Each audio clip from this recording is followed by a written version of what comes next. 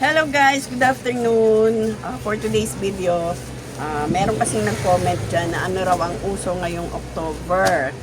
So, namili po tayo nung Sunday, last Sunday lang, so 1 week ago na ngayon. Bumili tayo ng mga flag kasi mabenta na ngayon ng flags dahil para sa United Nations Day sa October 31 yan, tuwing katapusan niya ng October. So, marami pa naman tayong flag. Yung mga in-order ko lang yung mga kulang at meron pa rin mga kulang to. So, inayos ko ngayon yung mga flag namin para malaman ko kung ano yung mga susunod ko pang bibilhin. Ang bilihan nito, ito yung mga flag. Papel lang yan, papel. Mga papel lang yan. Ang puhunan na bili ko niyan is 5 pesos. Pero ibibenta ko yan ng 15 pesos kapag flag lang. Pero kapag nilagay ko na siya sa stick, ito is stick to ng lobo. Pwedeng kawayan. Merong nabibili dun sa Divisoria Mall sa baba ng kawayan. Ito binili ko to sa may RJB School Supplies. Kaya lang hindi sila kumpleto ng flag. Kaya mamimili tayo. Bandang Santa Elena Street. Hindi ko lang matandaan yung pangalan ng pwesto niya, pero hilera siya ng mga nagtitinda ng mga may Christmas tree sa labas. Sa loob kasi noon natatakpan sila ng mga yung mga nasa labas na sa bangketa na may mga Christmas tree, may mga parol, yan natatakpan sila. Pero pagtanong niyo na saan doon yung mga may school supplies, meron din doon sa may Santa Elena Street, marami doon. Tabi-tabi rin naman ang school supplies doon. Lalo na dun sa isa, baka sa next Sunday pag namili ulit ako, na-vlog ko na rin kasi yan dyan sa mga past video ko, nandun nakasulat kung saan ko yung binigay yung iba. Kompleto sila ng mga bansa. Kasi 193 countries tayo, so 193 ang vlogs. Pero hindi ko yan lahat binibili kasi hindi naman mabenta yung mga iba. So pag nilagay ko na dito siya sa stick, magiging 20 pesos na siya. So 5 pesos yung stick. Nilalagyan ko yan ng rugby dito. Naubos na kasi yung mga dati kong ginawa. Kasi gumagawa na lang ako pagka malapit na kasi para hindi siya nalulukot. Para yung mga pumipili na estudyante, hugot na lang sila ng hugot. Kaya lang minsan namimili talaga sila ng bansa.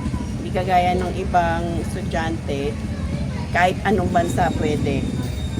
Meron ding nabibiling ganito, tela. Mamimili rin tayo niyan next na balik ko. Kasi medyo malaki-laking puhunan kailangan natin. Kasi sa dami ng bansa, kailangan dami-damihan natin. Kaya magbabudget tayo para sa mga vlogs. Kasi medyo mahal yung tela. Ang puhunan yata nito ay nasa 20 pesos isa or 15. Ito kasi malaki. May maliit. Ito yung maliit. Ang puhunan nito ay nasa 10 pesos ata. Bentahan ko niyan is 25, sa malaki 35. Nung nag-Independence Day dito, nung June ba yun, nabenta yung ating mga flag. Philippines ang pinakamabili. Sasabihin ko na lang yung mga mabibiling bansa na meron tayo. Ang ginawa ko niyan, pinaglagay ko sa isang ganyan, in-alphabetical ko na lang.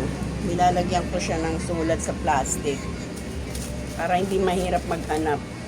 Kami na ang nagbibigay sa customer kasi pag sila ang kukuha dito, nakuha halukayin lang nila yan. Ito, sa letter A, ang meron ako is Austria, Australia, Argentina, Brazil, Bahamas, Belgium, Brunei. Itong mga to hindi ito masyadong mabili. Chad, Cambodia, Costa Rica, Colombia, Dubai. Hindi siya masyadong mabibili. Ang mabibili is China, Spain, USA, Japan, South Korea. Yun na lang sasabihin ko kung ano yung mabili. Canada, Thailand,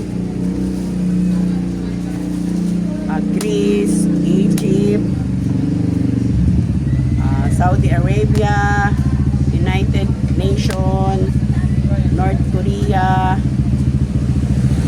Canada, Germany, Hong Kong, Hawaii, Israel, Italy, vlog. Kaya lang yun na lang babanggitin ko kasi ano, ayan, meron akong Netherlands, New Zealand, Nicaragua, Niger, Nigeria. Kaya lang hindi siya talaga ano, itong mga stock ko na to, ilang taon na to, hindi nabibili talaga. South Africa, yan mabili yan. 2.5 ingay naman motor. Huwag mo na lang pa ganun. Pag-vlog ako. Mexico, Pakistan, Malaysia,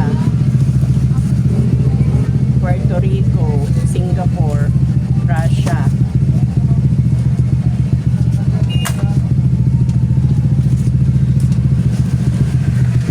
United Nations, United Kingdom,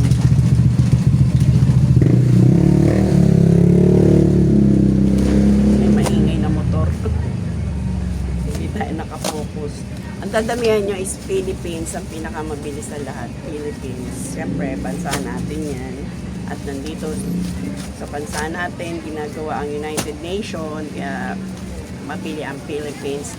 At ang mabili pa niyan, ayan, yung mga ribbons. Yung mga ribbons na yan. Wait lang. Sa mga ribbons, kailangan meron kayo yung sash, mga malalapad. Meron kasing nabibiling sash na gawa na merong nakasulat na mga bansa. Maghahanap pa ako kung saan yun nabibili. Kasi madami rin naghahanap nun. Kaya lang medyo mahal ang puhunan nun. Ayan na lang yung mga ribbons natin. Mamimili pa tayo ng mga bago niyan. Ang pinakamabiling ribbons ay yung malalapad. Saan bigyan mo yung bata? Ayun o. Ayan. Yan ang mga flags. Laki ang tubo niyan, guys. Sarap magtinda niyan, guys. Lalo na pag nagsabay-sabay na yung mga customer. Abot na lang kami ng abot. Kaya ilalagay ko pa yan sa kawayan para mas malaki ang ating tutubuin. Kasi dito sa lugar namin, bihira lang yung nagtitinda ng ganito. Kaya dito talaga lahat sila pumupunta.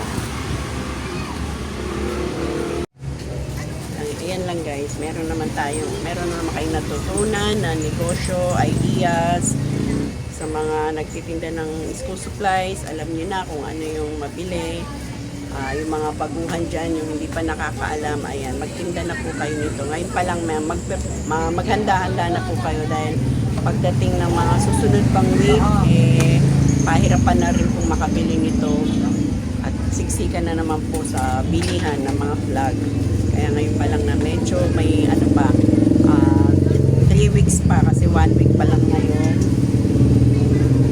Malapit na, 2 weeks na lang din pala. 2 weeks na lang.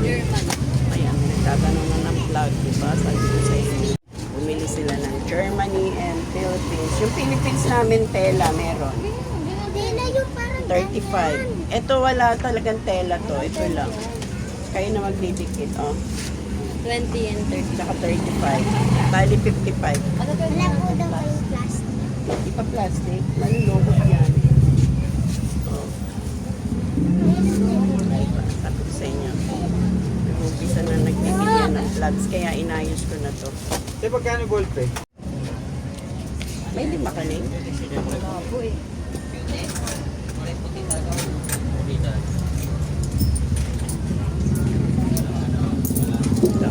Salamat po. Ay kuya, andun ang testingan sa gilid. Yan, yung papel. Ito. Meron pa akong papakita sa inyo sa sunod na about sa naman, mga uso, yung pang Halloween naman sa susunod na vlog ko. 30.